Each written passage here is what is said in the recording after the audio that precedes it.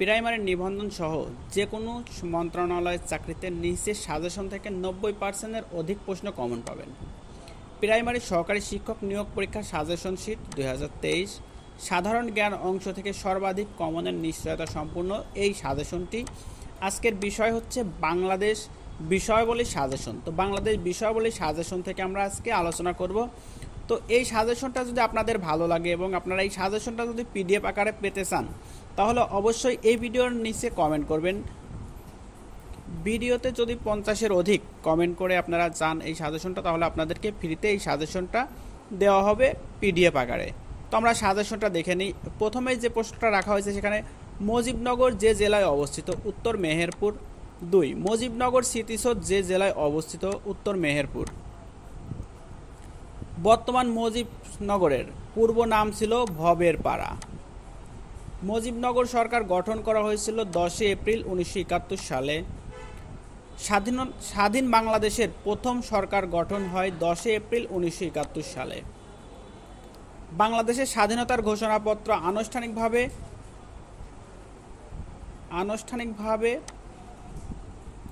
জারি করা হয়। এখানে জারি হবে। বাংলাদেশের স্বাধীনতার ঘোষণাপত্র আনুষ্ঠানিকভাবে জারি করা হয় 1971 সালের 10 এপ্রিল। মুজিবনগর সরকার শপথ গ্রহণ করে 17 এপ্রিল 1971 সালের, অর্থাৎ এক সপ্তাহ পরে ঘোষণা করে।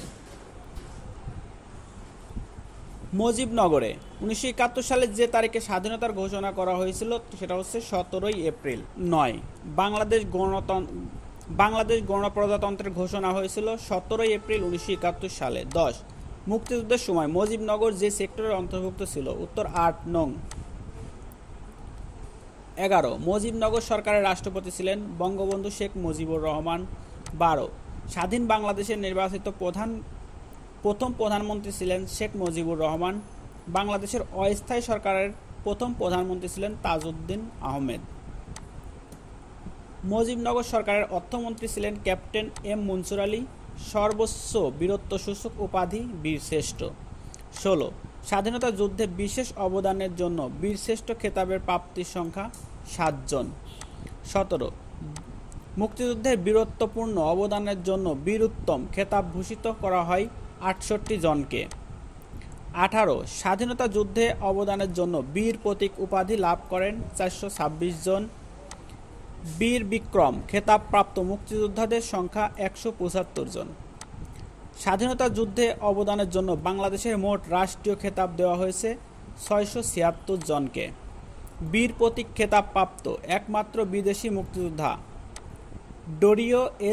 ডোরিও এস অর্ডারল্যান্ড, অস্ট্রেলিয়া। বাংলাদেশকে স্বীকৃতি দানকারী দ্বিতীয় দেশ ভারত বাংলাদেশকে স্বীকৃতি দান করে 6 ডিসেম্বর 1971 সালে।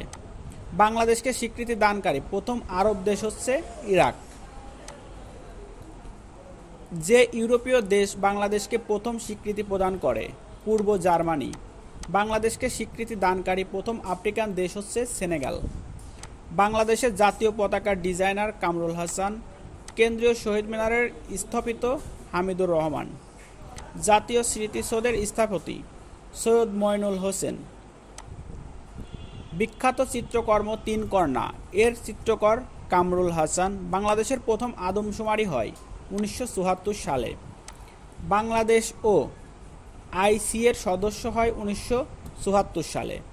বাংলাদেশের যে সনে জাতিসংঘের সদস্যপদ লাভ করেন 1974 সালে। 34 কাজী নজরুল ইসলামকে বাংলাদেশের জাতীয় কবি ঘোষণা করা হয় 1974 সালে। বাংলাদেশে বয়স্ক ভাতা কার্যক্রম প্রথম শুরু হয় 1998 সালে। 36 বঙ্গবন্ধু সেতুতে যান চলাচল শুরু হয় যে সালে, 1998 সালে। অবিভক্ত বাংলার প্রথম প্রধানমন্ত্রী ছিলেন এ.কে. ফজলুল হক। অবিভক্ত বাংলার শেষ মুখ্যমন্ত্রী ছিলেন হোসেন শহীদ সোহরাওয়ার্দী। ইউনেস্কোর 21 ফেব্রুয়ারিকে আন্তর্জাতিক মাতৃভাষা দিবস হিসেবে ঘোষণা করা হয় 31তম সম্মেলনে।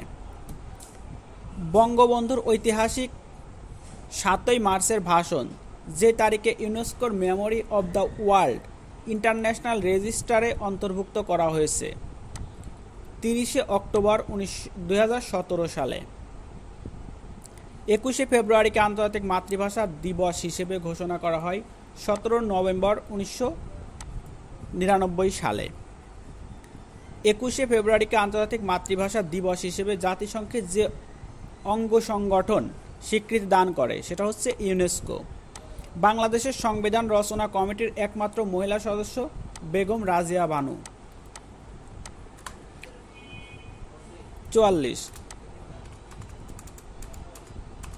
বাংলাদেশের বৃহত্তম উপজেলা হচ্ছে শ্যামনগর। 45 মনপুরা 70 একটি চিত্রশিল্প। বাংলাদেশের সংবিধানে রচিত দুইটি ভাষায়। বাংলাদেশের সংবিধান রচিত দুইটি ভাষায়।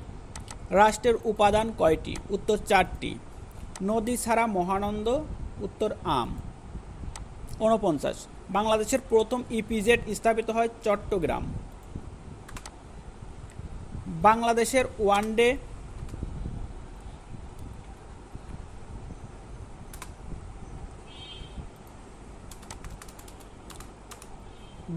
ওয়ানডে ক্রিকেটের 100তম ম্যাচে যে দেশকে পরাজিত করে? উত্তর ভারত। তো আমরা এই 50টা প্রশ্নই প্রথম পর্বে দেখালাম। এই 50টা প্রশ্নের উপর বেসিস করে আপনাকে যদি এই সাজেশনটা মনে হয় খুব গুরুত্বপূর্ণ বা খুব ভালো হবে, তাহলে আপনি এই সাজেশনটা পিডিএফ আকারে নিতে পারবেন। পিডিএফ আকারে নিতে হলে অবশ্যই আপনাকে এই ভিডিওর নিচে কমেন্ট করতে হবে। আর যদি 50টা কমেন্ট এরকম হয়ে যায় তাহলে আমি এর পিডিএফটা আপনাদের জন্য দিয়ে দেব। তো এই ছিল আজকের ভিডিও। আজকের ভিডিও কেমন হলো অবশ্যই কমেন্ট করে জানাবেন। আর ভিডিও ভালো লাগলে অবশ্যই চ্যানেলটা সাবস্ক্রাইব করে সাথে থাকবেন। ধন্যবাদ।